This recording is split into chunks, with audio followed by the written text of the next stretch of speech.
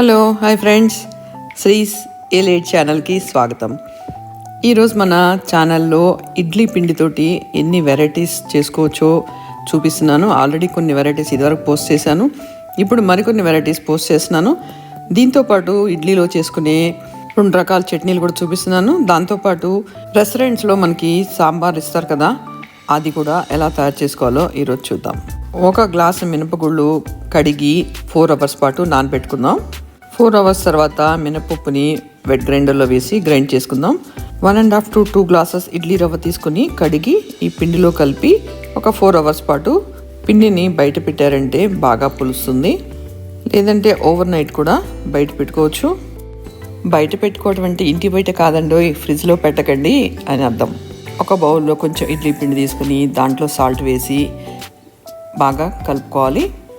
Idli cook చేసే దాంట్లో 1 glass water వేసుకుని ఇడ్లీ రేకులకి కొంచెం నెయ్యి రాసుకుని ఇడ్లీ పిండి వేసి ఒక 10 మినిట్స్ పాటు ఇడ్లీ కుక్కర్లో పెట్టి బాయిల్ చేస్తే సాఫ్ట్గా నోట్లో పెడితే కరిగిపోయే ఇడ్లీ రెడీ అయిపోతుంది. ఇడ్లీ పిండి వేసే ముందు రేకులకి నెయ్యి రాసాను కదా, నెయ్యి రాయకుండా కూడా ఇడ్లీ వేసుకోవచ్చు. ఈ ఇడ్లీని పల్లీ చట్నీతో కానీ అల్లం చట్నీతో కానీ అండ్ సాంబార్తో తింటే ఎంతో టేస్టీగా మార్నింగ్ హెల్దీ బ్రేక్ఫాస్ట్ ఎంజాయ్ చేయొచ్చు. హోటల్స్లో మనకి ఇడ్లీతో పాటు సాంబార్ ఇస్తారు కదా, ఆ సాంబార్ ఎలా తయారు చేసుకోవాలో ఈరోజు చూద్దాం.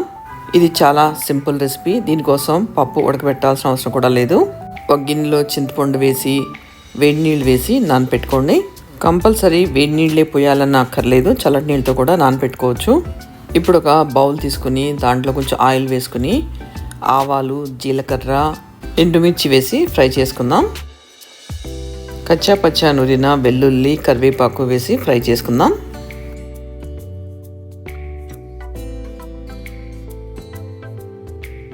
ఇవన్నీ ఫ్రై అయిన తర్వాత కొంచెం పసుపు కూడా వేసుకుందాం.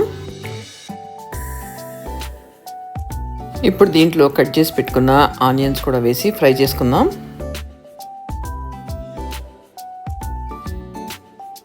ఆనియన్ ఫ్రై అయిన తర్వాత క్యారెట్ ముక్కలు, టమాటో కూడా వేసి ఫ్రై చేసుకుందాం.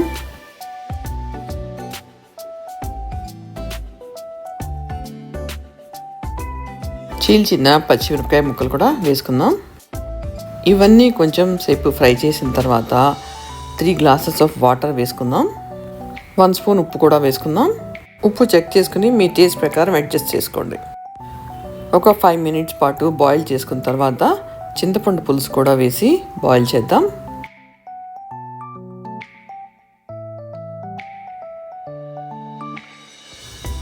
ఇప్పుడు కారం కూడా వేసి అన్నీ కలుపుకుని బాయిల్ చేసుకుందాం.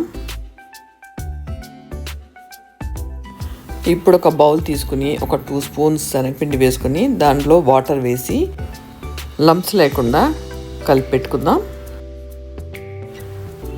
ఈ లిక్విడ్ని మరుగుతున్న చారులో వేసుకుని బాయిల్ చేసుకుందాం.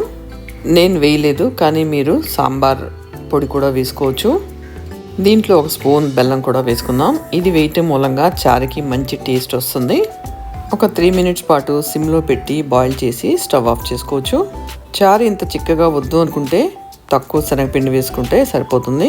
చూసారా, ఇడ్లీలో చేసుకునే సాంబార్ ఎంత ఈజీగా రెడీ అయిపోయిందో. ప్లెయిన్ ఇడ్లీ అంటే తినడానికి పిల్లలు విసిగిస్తారు కదా, అలాంటి వాళ్ళ కోసం ఇలా కలర్ఫుల్గా ఇడ్లీ తయారు చేసి పెట్టచ్చు. ఒక బౌల్లో ఇడ్లీ పిండి తీసుకొని దానిలో తురిమిన బీట్రూట్ వేసుకోవాలి, తురిమిన క్యారెట్, అలాగే సన్నగా తరిగిన పచ్చిమిరపకాయలు కూడా వేసుకుని బాగా కలుపుకోవాలి.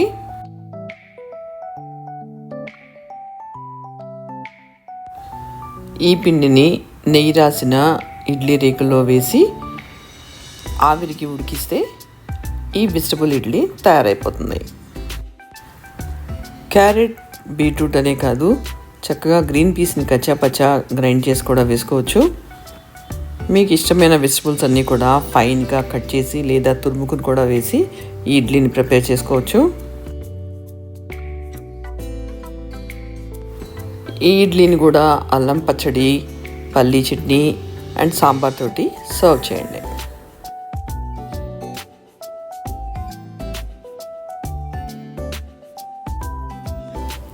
ఇప్పుడు ఇదే పిండితోటి ఊతప్పం ఎలా తయారు చేసుకోవాలో చూద్దాం. ఇందాక వెజిటబుల్స్ వేసి కలిపి పెట్టుకున్న పిండి ఉంది కదా, దాంట్లో ఉల్లిపాయలు ఒకటి యాడ్ చేసుకుందాం.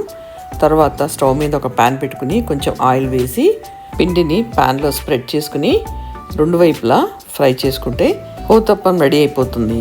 ఇడ్లీ పిండిలో ఉల్లిపాయ, పచ్చిమిరపకాయ, కొత్తిమీర వేసుకుని కూడా ఊతప్పం చేసుకోవచ్చు.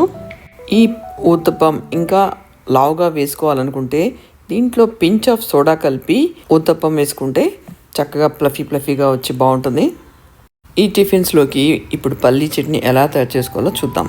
ఇడ్లీ, వడ, దోశ, ఉప్మా ఏ టిఫిన్స్కైనా కానీ ఈ చట్నీ చాలా బాగుంటుంది. ప్యాన్ స్టవ్ మీద పెట్టుకుని దాంట్లో కొన్ని మిరపకాయలు, 2 స్పూన్స్ ఆయిల్ కూడా వేసుకుందాం. ఇక్కడ నేను మిరపకాయలని విరిచి వేయట్లేదు, అందుకనే మూత పెట్టాను. మూత పెట్టకుండా ఉంటే కనుక మిరపకాయలు ఫ్రై అవుతున్న టైంలో పేలుతాయి. ఇంకొక ఆల్టర్నేట్ ఏంటంటే మిరపకాయలని మధ్యలోకి కట్ చేసి ప్యాన్లో వేసి వేపుకుంటే మిరపకాయలు పేలవు. మీకు ఏ మెథడ్ ఈజీగా ఉంటే ఆ మెథడ్ ఫాలో అవ్వచ్చు. పచ్చిమిరపకాయలని మిక్సీ జార్లో తీసి పక్కన పెట్టుకోవాలి. ఇప్పుడు అదే ప్యాన్లో పల్లీలు వేసి వేపుకోవాలి. పల్లీలు వేగిన తర్వాత వాటిని కూడా మిక్సీ జార్లోకి వేసుకోవాలి. ఇప్పుడు మిక్సీ జార్లోకి పచ్చడిలో కావాల్సిన ఐటమ్స్ అన్ని ఒక్కొక్కటి యాడ్ చేసుకుందాము.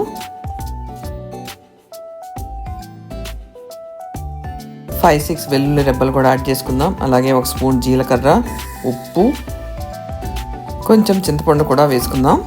ఇప్పుడు మిక్సీ జార్కి లిడ్ పెట్టి చక్కగా ఫైన్ పేస్ట్ అయ్యే వరకు మిక్సీలో గ్రైండ్ చేసుకుందాం.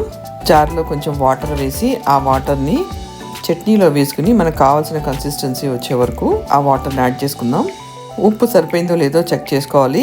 ఈ పచ్చడి ఎంతో టేస్టీగా ఉంటుంది. ఈ పచ్చడికి మనం మళ్ళా తాలింపు కూడా యాడ్ చేసామంటే ఆహా ఏమి రుచి అనకమానరు. ఇప్పుడు ఇడ్లీ పిండితో పొంగనాలు ఎలా తయారు చేసుకోవాలో చూద్దాం. ఇడ్లీ పిండిని ఒక బౌల్లో తీసుకోవాలి. దాంట్లో కట్ చేసుకున్న ఆనియన్, పచ్చిమిరపకాయలు, పుదీనా, కొత్తిమీర, కొంచెం ఉప్పు వేసి అన్నీ మిక్స్ చేసుకోవాలి. ఇప్పుడు పొంగడాలు వేసే గిన్నె తీసుకుని ఒక్కొక్క గుడ్డలో కొంచెం ఆయిల్ వేసుకోవాలి. స్పూన్ తోటి కొంచెం ఇడ్లీ పిండి తీసుకుని ఆ గుంటల్లో వేసుకోవాలి.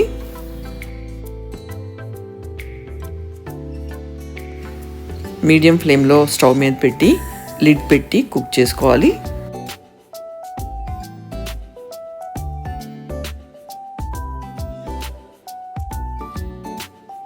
బ్యాక్ సైడ్ బ్రౌన్ కలర్ వస్తుంది అనుకున్నప్పుడు దాన్ని రెండో వైపుకి టర్న్ చేసుకోవాలి. ఒకటి మీరు టర్న్ చేసి చూస్తే తెలిసిపోతుంది, సెకండ్ సైడు వైట్గానే ఉంటుంది. వీటన్నిటిని ఒక ప్లేట్లో తీసుకొని చక్కగా పల్లీ చట్నీతో కానీ పల్లీ పుట్నాల చట్నీతో కానీ ఎంజాయ్ చేయండి.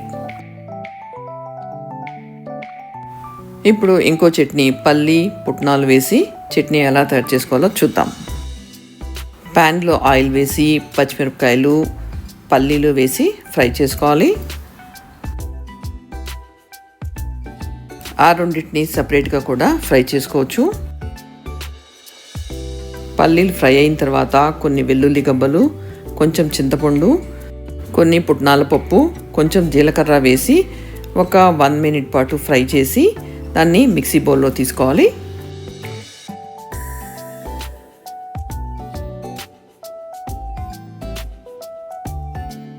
మిక్సీ బౌల్లో కొంచెం కరివేపాకు, ఉప్పు వేసి కొంచెం వాటర్ వేసి ఫైన్ పేస్ట్ లాగా గ్రైండ్ చేసుకోవాలి.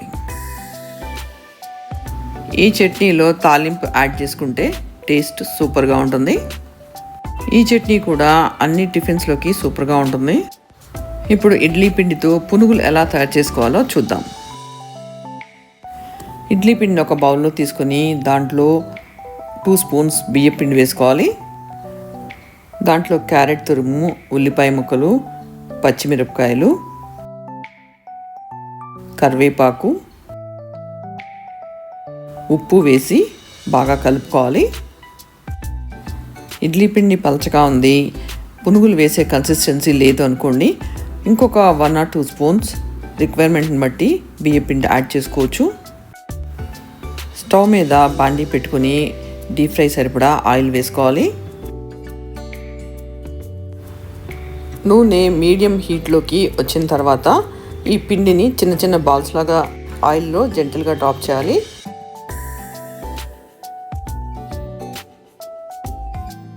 ఈ పునుగుల్ని తిప్పుకుంటూ రెండు వైపులా గోల్డెన్ బ్రౌన్ వచ్చేంత వరకు ఫ్రై చేసుకుంటే ఎంతో టేస్టీగా ఉండే పునుగులు రెడీ అయిపోతాయి.